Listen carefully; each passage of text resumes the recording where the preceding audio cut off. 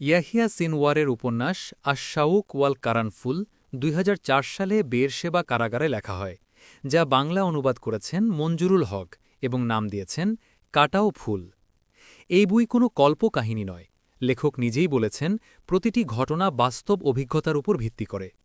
উপন্যাসটি ১৯৬৭ সালের যুদ্ধের পর থেকে ২০০১ সাল পর্যন্ত ফিলিস্তিনের রাজনৈতিক বাস্তবতা, কারাবন্দী জীবন এবং সাধারণ মানুষের দৈনন্দিন সংকটকে ধারাবাহিকভাবে তুলে ধরে। আজকের এই পর্বে পাঠ করা হচ্ছে নবম অধ্যায়, স্বপ্ন ভাঙা স্বপ্ন। এখন মূল পাঠ শুরু করা হচ্ছে। ১৯৬৭ সালের পর জর্ডানে ফিলিস্তিনিদের মধ্যে দেশপ্রেম ও আত্মসম্মানের অনুভূতি ব্যাপকভাবে বৃদ্ধি পায়। কারামার বিজয়ের পর বাদশাহ হুসেইন ঘোষণা দেন, আমরা সবাই ফিদায়ী। এর ফলে হাজার হাজার ফিলিস্তিনি যুবক শরণার্থী শিবির থেকে ফাতা আন্দোলনে যোগ দিতে শুরু করে। সেই সময়ে ফিলিস্তিনি বিপ্লব জর্ডান এবং অন্যান্য আরব দেশগুলোতে নিজেদের শক্তিশালী অবস্থান গড়ে তোলে। ফিলিস্তিনি নেতারা, বিশেষত ইয়াসির আরাফাত, আরব দেশগুলির রাজধানীতে বিশেষভাবে সংবর্ধিত হতে থাকেন, বিশেষ করে কায়রোতে জামাল আবদেল নাসেরের কাছে, যিনি তখন আরব জাতির নেতা হিসেবে পরিচিত ছিলেন। অনেক ফিলিস্তিনি পরিবারই পশ্চিম তীর এবং জর্ডান, লেবানন বা সিরিয়ার শরণার্থী শিবিরগুলোতে ছড়িয়ে পড়ে। ১৯৪৮ সালের যুদ্ধের সময় দেশত্যাগী পরিবারগুলোর পাশাপাশি ১৯৬৭ সালের যুদ্ধেও অনেকে ইসরায়েলি দখল এবং গণহত্যার ভয়ে দেশ ছাড়া হয়েছিল। আহমেদের পরিবারও এর একটি উদাহরণ। তিনি একজন ব্যবসায়ী ছিলেন এবং তার ৪ সন্তানের মধ্যে একজন হেব্রনে তার সাথে থেকে যায়, আর বাকিরা জর্ডানে পালিয়ে যায়। তাদের মধ্যে ২ জন ফিলিস্তিনি বিপ্লবে যোগ দেয় আর একজন ট্রাক চালক হিসেবে কাজ করে।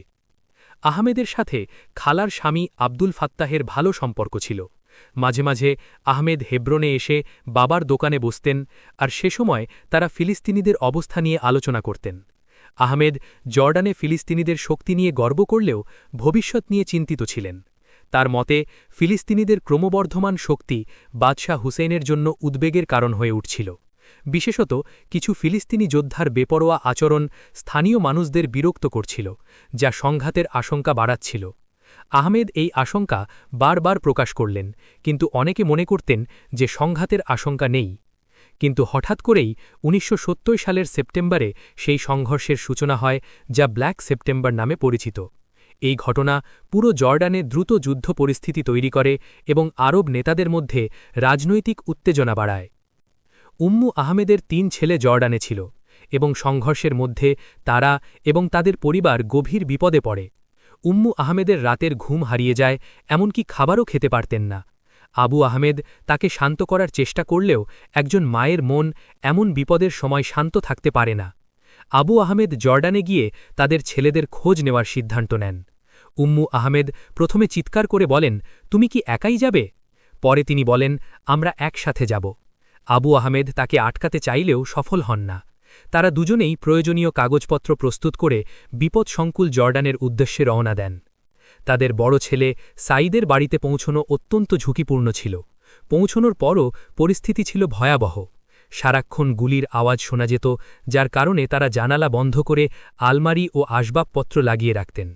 তারা নিচু হয়ে হাঁটতেন যাতে গুলি এসে না লাগে। আবু আহমেদ মাঝে মাঝে উম্মু আহমেদকে বলতেন, এটা তোমার জন্যই হল, আমরা ফিলিস্তিনে নিরাপদ ছিলাম।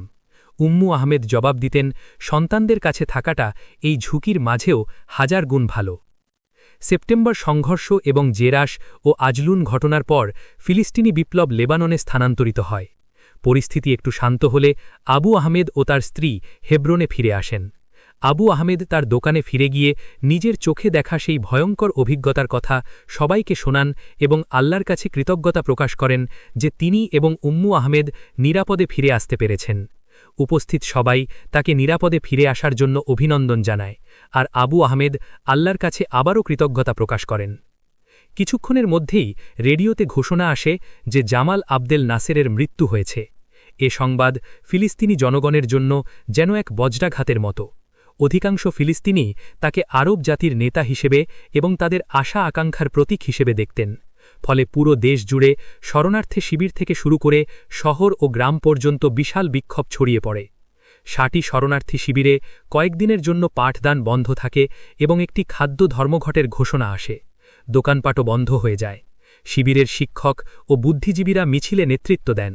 সবাই একসাথে আরব ঐক্যের স্লোগান দেয় এবং প্রয়াত রাষ্ট্রপতি জামাল আবদেল নাসেরের প্রশংসা এবং স্মরণ করেন। বিক্ষোভকারীরা নাসেরের ছবি ও আরব জাতীয়তাবাদী স্লোগান লেখা ব্যানার নিয়ে মিছিল করে। শিবিরের প্রায় সবাই এই বিক্ষোভে যোগ দেয়। পুরুষরা কান্নায় ভেঙে পড়ে, নারীরা বিলাপ করে। বিক্ষোভটি শিবির থেকে বের হয়ে শহরের প্রধান সড়ক ওমর আল মুখতার সড়কের দিকে অগ্রসর হয়।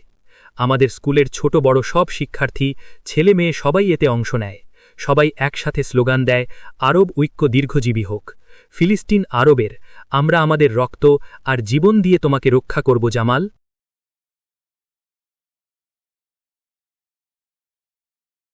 যখন বিক্ষোভকারীরা গাজার প্রধান সড়ক ওমর আল মুখতার সড়কে পৌঁছায়, ইসরায়েলি দখলদার বাহিনী তাদের জন্য অপেক্ষা করছিল। তারা বিক্ষোভকারীদের ভয় দেখাতে মাথার উপর গুলি চালিয়ে দেয়, যাতে তারা এগিয়ে যেতে না পারে। কিন্তু বিক্ষোভকারীরা পাথর ছুঁড়ে প্রতিরোধ করে। তখন ইসরায়েলি বাহিনী তাদের পায়ের দিকে গুলি চালায়। এতে অনেকে আহত হয় এবং তাদের দার আল শিফা হাসপাতালে এবং UNRWA ক্লিনিকে নিয়ে যাওয়া হয়, যেগুলি ১৯৬৭ সালের দখলের পর থেকে চিকিৎসা সেবা দিয়ে আসছে। দখলদার বাহিনী একের পর এক পদক্ষেপ নেয় যাতে তারা এলাকাগুলোর নিয়ন্ত্রণ নিতে পারে এবং প্রতিরোধ আন্দোলন বন্ধ করতে পারে। তারা প্রথমে নাগরিকদের গণনা শুরু করে এবং প্রাপ্তবয়স্ক পুরুষ মহিলাদের ব্যক্তিগত পরিচয়পত্র প্রদান করে, যেখানে সন্তানদেরও নিবন্ধী করা হয়। এছাড়া তারা জন্ম নিবন্ধন বাধ্যতামূলক করে এবং পাসপোর্ট অনুমতির জন্য একটি বিভাগ খোলে, যাতে তারা নাগরিকদের বেসামরিক বিষয়গুলো নিয়ন্ত্রণ করতে পারে। দখলদার বাহিনী স্থানীয় প্রধানদের সঙ্গে যোগাযোগ করে। সামরিক প্রশাসক মাঝে মাঝে তাদের ডেকে পাঠান, যেন তিনি স্থানীয়দের জীবনযাত্রা নিয়ে আলোচনা করতে পারেন এবং তাদের মাধ্যমে জনগণের কাছে বার্তা পৌঁছে দিতে পারেন। কিছু স্থানীয় প্রধান সামরিক প্রশাসকের দপ্তরে যান, তাদের ঐতিহ্যবাহী পোশাক পরে ও গোঁফ পাকিয়ে। সাধারণত সামরিক প্রশাসক তাদের সম্মান দেখান, কিন্তু কোনো বিক্ষোভ বা অপারেশন ঘটলে তিনি রেগে যান এবং তাদের ওপর চিৎকার করেন। তারা নীরবে সব শুনে নেয়। কেউ কথা বলতে চাইলে হুজুর বা মাননীয় শাসক বলে কথা বলতে হয়। এই স্থানীয় প্রধানরা নিজেদের শিলমোহর বহন করেন, যা নাগরিকদের জন্য খুবই গুরুত্বপূর্ণ, বিশেষ করে সরকারি কাজে। কেউ যদি বিদেশে যেতে চায়, কোনো প্রকল্প শুরু করতে চায় বা বাড়ি নির্মাণ করতে চায়, তাকে স্থানীয় প্রধানের কাছ থেকে অনুমোদন নিতে হয়, যা সাধারণত কিছু টাকার বিনিময়ে প্রদান করা হয়। দখলদার বাহিনীর টহল দল এলাকা জুড়ে নিয়মিত টহল দেয়। তারা সামরিক মানচিত্র অনুযায়ী চলে, যাতে প্রতিটি জায়গার সঠিক ধারণা পায়। দিন-রাত তারা এলাকায় টহল দেয়, শহর, গ্রাম এবং শরণার্থী শিবিরের মধ্য দিয়ে পাহাড়, উপত্যকা এবং সমতল ভূমি চষে বেড়ায়। সৈন্যরা সাধারণত ২ বা ৩ সারিতে চলে এবং তাদের রাইফেল হাতে ডানে বায়ে তাকায়। শেষের সারির সৈন্যরা মাঝে মাঝে পুরোভাবে ঘুরে পেছনের দিকে নজর রাখে। কিছুক্ষণ পরপর তারা থামে এবং অফিসার মানচিত্র দেখে সঠিক পথ নির্ধারণ করে। মাঝে মাঝে তারা কোনো যুবক বা পুরুষকে থামিয়ে তার পরিচয়পত্র চায় এবং অফিসার কাঙ্ক্ষিত ব্যক্তিদের তালিকা দেখে তাকে চিহ্নিত করে। প্রতি কয়েকদিন পর সামরিক জিপের বহর বেরোয়। এই বহর সাধারণত কোনো প্রতিরোধ যোদ্ধাকে গ্রেফতার করতে বেরোয়। অনেক সময় দেখা যায় তারা গ্রেফতারকৃত ব্যক্তিকে জিপে তুলে নিয়ে যাচ্ছে, তার মাথায় সবুজ কাপড়ের ব্যাগ। কখনো তাকে পোশাক দেখে চেনা যায়, আবার কখনো যায় না। সেই ব্যক্তিকে পরে জিজ্ঞাসাবাদের জন্য নিয়ে যাওয়া হয়। এই সমস্ত প্রতিকূলতার মধ্যেও প্রতিরোধ অব্যাহত থাকে। প্রায়ই শোনা যায় কোনো টহল দলের ওপর গ্রেনেড নিক্ষেপ করা হয়েছে, যাতে বেশ কয়েকজন সৈন্য আহত বা নিহত হয়েছে। কখনো কোনো মুক্তিযোদ্ধা তার কার্লোস্ট্যাফ বন্দুক দিয়ে সামরিক টহল গাড়ি বা সৈন্যদের ওপর গুলি চালায় এবং এতে তারা আহত বা নিহত হয়। অনেক সময় দেখা যায় ফিদাইরা তাদের অস্ত্র প্রকাশ্যে অথবা পোশাকের নিচে লুকিয়ে বা চটের ব্যাগে করে নিয়ে যায় আর জনসাধারণের সামনে দিয়ে চলাফেরা করে। সবাই তখনই বুঝে যায় এটি একটি নিশ্চিত অস্ত্র। কিন্তু ধীরে ধীরে এসব দৃশ্য কমে আসে আর প্রতিরোধ যোদ্ধাদের কার্যক্রম ক্রমশ গোপন হতে থাকে। ৭০-এর দশকের শুরুর দিকে জেনারেল অ্যারিয়েল শ্যারনের নেতৃত্বে গঠিত বিশেষ ইউনিট ১০১ সক্রিয় হয়ে ওঠে, যার নেতৃত্বে ছিলেন major Meir Dagan. Major Meir Dagan ২০০২ থেকে ২০১১ সাল পর্যন্ত মোসাদের পরিচালক হিসাবে দায়িত্ব পালন করেন। এই ইউনিট লাল টুপি পরার কারণে জনসাধারণের মধ্যে লাল টুপি বাহিনী নামে পরিচিত ছিল এবং তারা বিশেষভাবে প্রশিক্ষিত ছিল। তারা শরণার্থী শিবিরের গলিতে প্রবেশ করে, সন্দেহভাজনদের ওপর গুলি চালায়, জনসাধারণের ওপর হামলা করে এবং কোনো আইন বা নিয়ম ছাড়াই নির্যাতন চালায়। এই ইউনিট প্রতিরোধ যোদ্ধা ও নেতাদের নির্মূল করতে গুরুত্বপূর্ণ ভূমিকা রাখে। এই ইউনিটের সদস্য সংখ্যা সাধারণত 10 থেকে 20 জনের মধ্যে থাকে এবং তারা সবসময় সামরিক পোশাক পরে। তারা সবাই তরুণ, ভালোভাবে প্রশিক্ষিত এবং অত্যাধুনিক অস্ত্র বহন করে। তাদের মাথায় লাল টুপি থাকে এবং এক সদস্য সবসময় একটি ওয়াকি-টকি বহন করে, যার অ্যান্টেনা উঁচুতে থাকে এবং সেখান থেকে সদর দপ্তরের সঙ্গে নিয়মিত যোগাযোগের আওয়াজ শোনা যায়। একদিন এই ইউনিটগুলির একজন প্রতিরোধ যোদ্ধাকে ধাওয়া করে, কারণ তার হাতে একটি বোমা দেখা যায় এবং সে শরণার্থী শিবিরের গুলিতে পালানোর চেষ্টা করে। তারা তার পেছনে গুলি চালাতে থাকে, আর সেই সৈনিক যে ওয়াকি-টকি বহন করছিল সে সঙ্গে সঙ্গে সদর দপ্তরের সঙ্গে যোগাযোগ করে। খুব দ্রুতই তারা বুঝে ফেলে কোন এলাকায় ওই যোদ্ধা লুকিয়েছে এবং এলাকাটি ঘিরে ফেলে। কিছুক্ষণের মধ্যেই অতিরিক্ত সেনাবাহিনী এসে পুরো এলাকাটি ঘিরে ফেলে এবং মাইকের মাধ্যমে নারী, পুরুষ, শিশু, বৃদ্ধ সকলকে ঘর থেকে বের হতে বলা হয়। সবাইকে পথের ধারে বসিয়ে রাখা হয় এবং গোপন পুলিশের সদস্যরা এক এক করে সবার সঙ্গে জিজ্ঞাসাবাদ শুরু করে। সৈন্যরা ঘরে প্রবেশ করে প্রতিটি জিনিস তন্ন তন্ন করে খুঁজতে থাকে, যেন লুকানো যোদ্ধাকে খুঁজে বের করা যায়। অবশেষে তারা সেই ঘরটি শনাক্ত করতে সক্ষম হয় যেখানে ওই যোদ্ধা লুকিয়েছিল। অফিসার এবং গোপন পুলিশেরা ঘরে ঢুকে বের হয়ে আলোচনা করে এবং ঘরের প্রতিটি জিনিস ওলটপালট করে খুঁজতে থাকে। শেষমেশ তারা সেই লুকানোর জায়গাটি খুঁজে পায় এবং মাইকের মাধ্যমে তাকে বের হয়ে আসার নির্দেশ দেয়, কিন্তু ভেতর থেকে কোনো সাড়া মেলে না।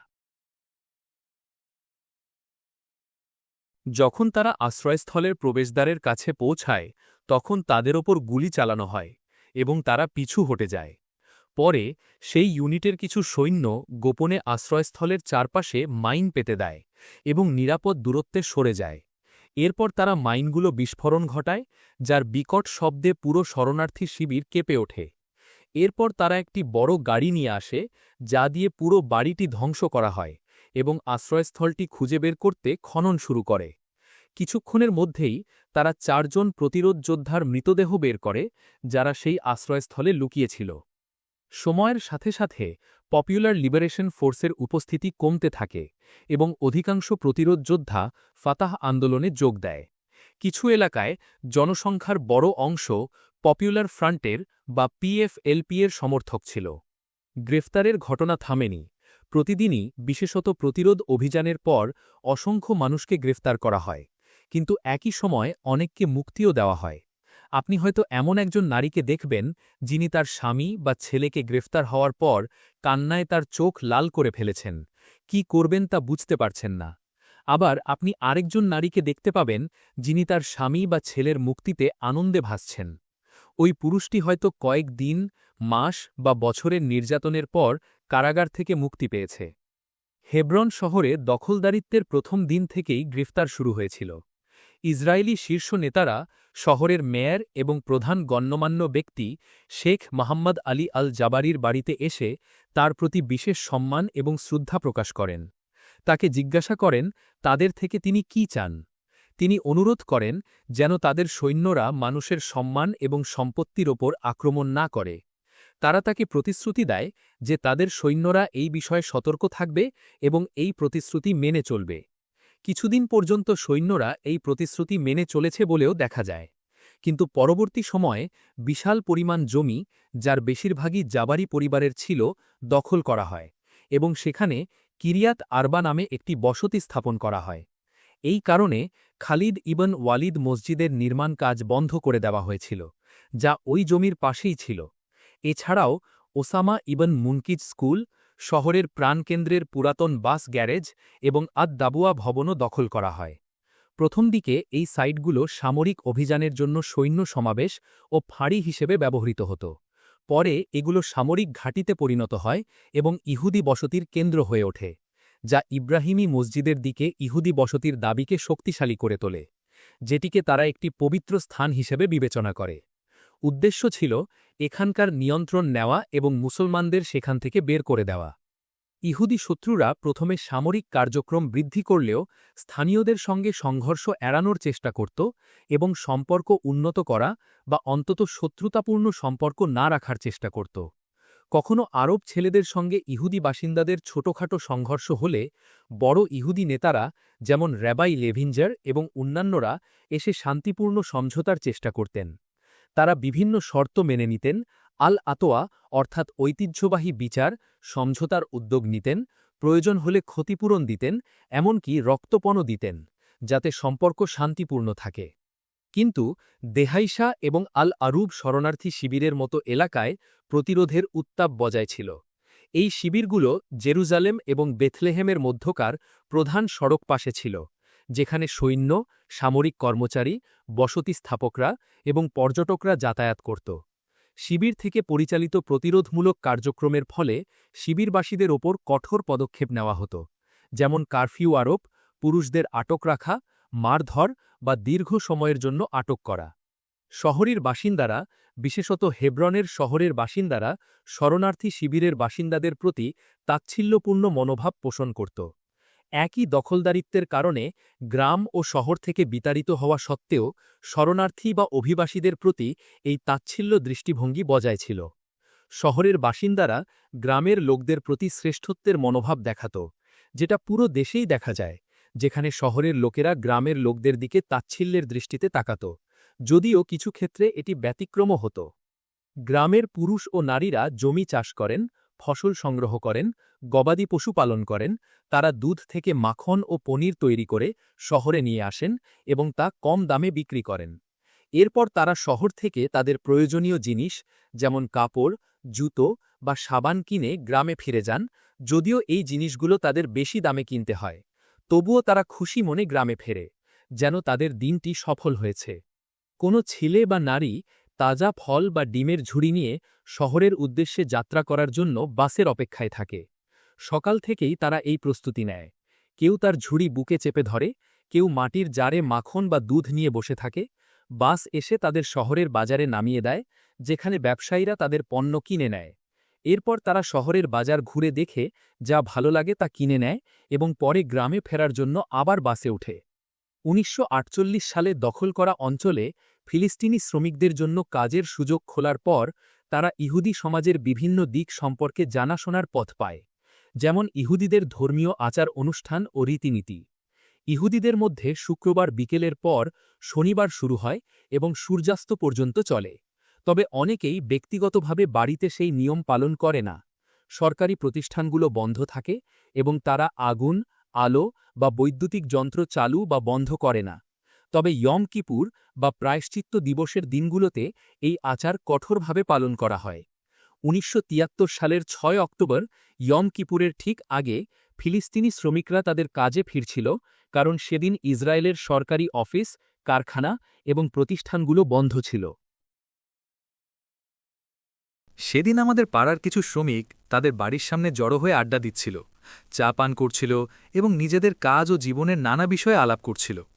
হঠাৎ এক প্রতিবেশী দ্রুত ঘর থেকে বেরিয়ে এসে রেডিও হাতে চিৎকার করে বলল, আরবদের সঙ্গে ইসরায়েলের যুদ্ধ লেগেছে। সবাই বিস্ময় বলল, কি? আরবদের সঙ্গে ইসরায়েলের যুদ্ধ? কোন আরব? তখন প্রতিবেশী তাদের রেডিও শুনতে বলে, আর সবাই শোনে যে সত্যিই যুদ্ধ বেঁধেছে। মিশরের ঘোষকের কণ্ঠ বজ্রের মতো গর্জে ওঠে যখন তিনি মিশরের সশস্ত্র বাহিনীর প্রথম সামরিক ঘোষণা পাঠ করেন। এতে জানানো হয় যে মিশরের সেনাবাহিনী সিনাই এবং সুয়েজ খালের উপকূলের দিকে আক্রমণ শুরু করেছে এবং বার-লেভ লাইন নিয়ন্ত্রণে নিয়েছে। অনেকে বিস্ময়ে তাদের চোখ মুছে নিয়ে আশপাশে তাকায়, যেন তারা নিশ্চিত করতে চায় যে তারা যা শুনছে তা সত্যি কিনা। এরপর আনন্দে চিৎকার করতে থাকে, বিশেষত যখন সামরিক ঘোষণা জানায় যে সিরিয়াও যুদ্ধে যুক্ত হয়েছে এবং যুদ্ধক্ষেত্রে আরব বাহিনীর অগ্রগতি হয়েছে। মিশরীয় ও সিরীয় বাহিনী ইসরায়েলি বহু যুদ্ধবিমান ভূপাতিত করেছে এবং অসংখ্য ট্যাঙ্ক ধ্বংস করেছে। সে সময় শরণার্থী শিবিরের প্রতিটি বাসিন্দার মনে বিজয়ের আশা ও ফিলিস্তিনে ফিরে আসার স্বপ্ন জেগে ওঠে। কিন্তু এই স্বপ্ন ভেঙে যায় যখন ইসরায়েলি সৈনিকদের মাইকে ঘোষণা আসে, সন্ধ্যার পর সবাই বাড়িতে থাকো, কারফিউ শুরু হচ্ছে, বাড়ির বাইরে বের হওয়া নিষেধ। সবাই তখন তাদের বাড়িতে ফিরে যায়, মনে এই আশা নিয়ে যে এটাই শেষবারের মতো কারফিউ। তারা ভাবতে থাকে আর কিছুদিনের মধ্যেই আরব সেনাবাহিনী এসে তাদের মুক্ত করবে। প্রতিটি পরিবার রেডিওর চারপাশে জড়ো হয়ে অপেক্ষা করে। আমরা সবাই রেডিওর চারপাশে বসে সেই ঘোষণা শোনার আশায় থাকি, যেন মুক্তির সেই মুহূর্তটি খুব কাছেই। এখানেই শেষ হল নবম অধ্যায়, স্বপ্ন ভাঙা স্বপ্ন। এতক্ষণ শুনছিলেন কাঁটাও ফুল বইয়ের নবম অধ্যায়। এতক্ষণ সাথে থাকার জন্য ধন্যবাদ। আপনারা যারা এতদিন পর্যন্ত ভুলগুলো বড়ভাবে না দেখে সাথে আছেন, আপনাদেরকে মন থেকে ধন্যবাদ। কমেন্টে অবশ্যই জানাবেন যদি কোনো উপদেশ দেওয়ার দরকার হয়। আমাদের লক্ষ্য একটি রাজনৈতিকভাবে সচেতন সমাজ গঠনে ভূমিকা রাখা। সে উদ্দেশ্যে আমরা দেশ ও আন্তর্জাতিক পরিমণ্ডলে ঘটে যাওয়া গুরুত্বপূর্ণ ও প্রাসঙ্গিক সংবাদ নিয়মিত আমাদের ফেসবুক পেজে প্রকাশ করছি, যেসব তথ্য জানা আপনার জন্য জরুরি। সর্বশেষ আপডেট পেতে পেজটি ফলো করুন। আর আপনারা যারা বইটি সংরক্ষণ করে রাখতে চান অথবা বইটি পড়ে ভালোভাবে বুঝতে চান, তাদের জন্য বইটির অফিসিয়াল লিঙ্ক কমেন্ট এবং ডেসক্রিপশনে দিয়ে দেব। দেখা হচ্ছে পরবর্তী পর্বে। এতদিন ভালো থাকুন, সুস্থ থাকুন। ইনকালাব জিন্দাবাদ।